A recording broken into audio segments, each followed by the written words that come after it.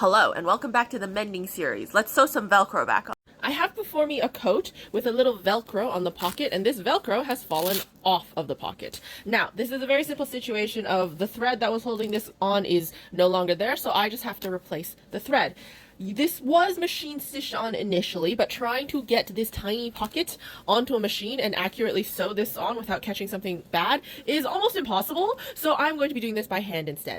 Now, seeing as how this has fallen off, this is clearly a high stress area. So I have doubled my thread in order to increase the strength. And I'm actually going to come up from underneath the Velcro because that way I can hide my knot in between my Velcro and my actual fabric. I'm going to double check that this is in the right place. Thankfully with Velcro, if you're a little bit off at the placement, it doesn't super duper matter.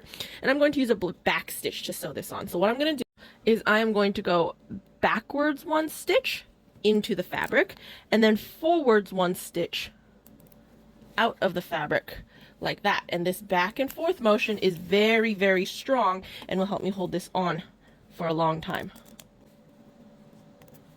There's my first stitch, and I'm just going to keep doing that. Back one stitch all the way back to the beginning before I go forwards one stitch.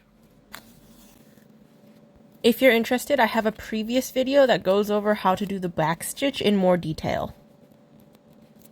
Now, once I get to the corner, I'm going to do my final stitch leading up to the corner. And this is where things get a little bit tricky because I have to turn this corner. Now, I'm still going to go backwards one stitch the way I normally do. But instead of coming out in front here, I'm going to come out over here where my next stitch going sideways should be.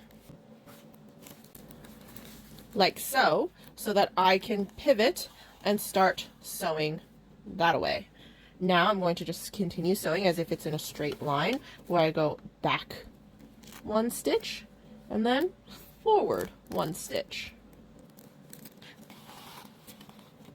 Okay, I'm back now at the very beginning of where I first started sewing my Velcro, and I've gone all the way around. What I'm now going to do to finish this off is I'm going to go back one more stitch on the spot, and then I'm going to come out between the Velcro and the actual jacket itself is where my needle is going to come out, and that way I can tie a knot in a way that is mostly hidden. So now when I go to tie my knot and I slide it down, it's going to be almost hidden behind the Velcro.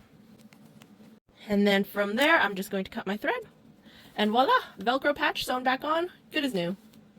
If you enjoy my videos, consider going to my Ko-fi page and buying me a Ko-fi because I now have an almost $600 vet bill to pay off because my little chihuahua decided to have a health issue. Anyways, happy mending, and I'll see you next time.